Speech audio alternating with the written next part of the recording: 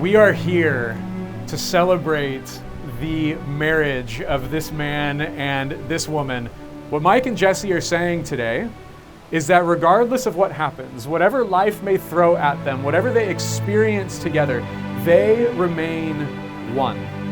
They remain side by side, arm in arm, hand in hand, pursuing what God has for them together.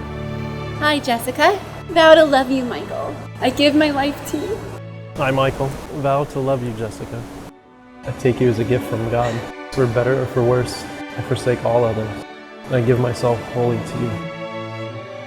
I now pronounce you husband and wife. You may kiss the bride.